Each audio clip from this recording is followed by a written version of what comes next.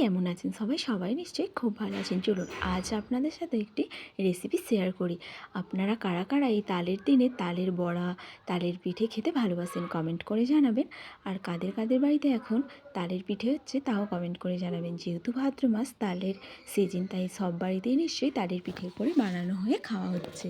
আমাদের বাড়িতেও আজ তালের পড়া পিঠা বানানো হবে। তোমরা কারা কারা তালের পড়া পিঠা খেতে ভালোবাসো কমেন্ট করে জানিও। মা এখানে তাল ঝুড়তে বসে গেছিলো, একটি ঝুড়ি নিয়ে তাল ঝোড়া হচ্ছে। তোমরা কারা কারা এরকম তাল ঝুড়ে পিঠে বানাও কমেন্ট করে জানিও তো। এখানে তাল ঝোড়া হয়ে গেছে। আর ওই পড়া পিঠার জন্যে তালটাকে গরম করে চিনি গুলিয়ে নিচ্ছি, চালের গুঁড়ি, স্বাদ মতো নুন,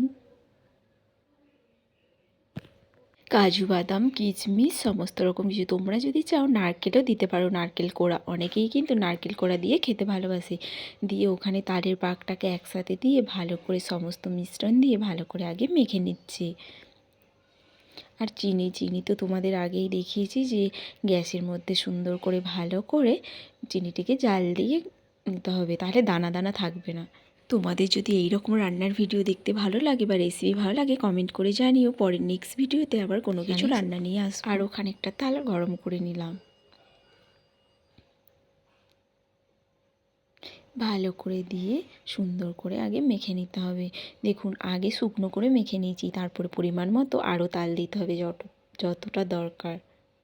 আর চিনির মিশ্রণটি ওতে দিলে চিনি খুব সুন্দরভাবে গলে যাবে।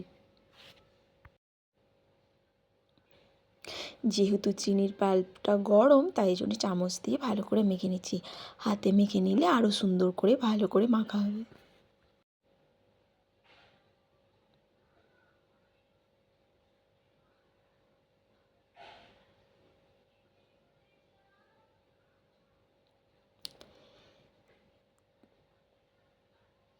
তোমরা কে কীভাবে তালের পড়া পিঠা বানাও কমেন্ট করে জানিও।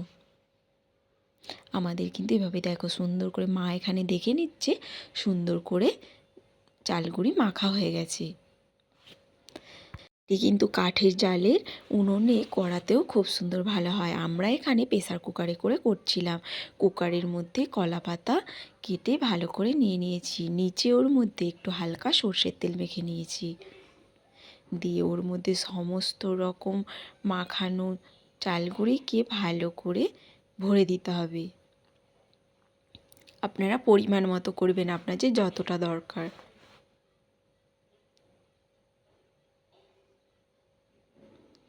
আমার মা বানাচ্ছিল, আমি এটি শিখে নিলাম।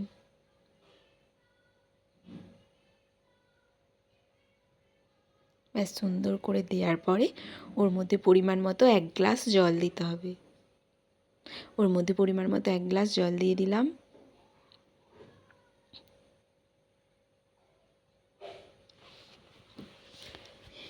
এবার প্রেসার কুকারটাকে আঁটিয়ে সমস্ত কলা পাতা চাপা ওর মধ্যে চাপা দিয়ে দিতে হবে। দিয়ে গ্যাসটিকে একদম লো ফ্লেমে রেখে কুকারটি বসিয়ে দিতে হবে। আমরা ওই ঘড়ি দেখে প্রায় ঘন্টাখানেক পরে খুললে। আপনারা কে কীরকমভাবে করেন একটু কমেন্ট করে জানাবেন। ব্যাস বসিয়ে দিলাম, কিছুক্ষণ পরে 1 ঘন্টা পরে নামিয়ে নেব। এখানে রেডি হয়ে গেছে তালের বড়া পিঠা। তোমরা কেমন ভালোবাসো কমেন্ট করে জানাবে। কে কী ভালোবাসো, আমার তো ভীষণ ভালো লাগে। দেখুন খুব সুন্দর কেকের মতো সফট এবং ভালো হয়েছে। সবাই ভালো থাকবেন, সুস্থ থাকবেন। পরের ভিডিও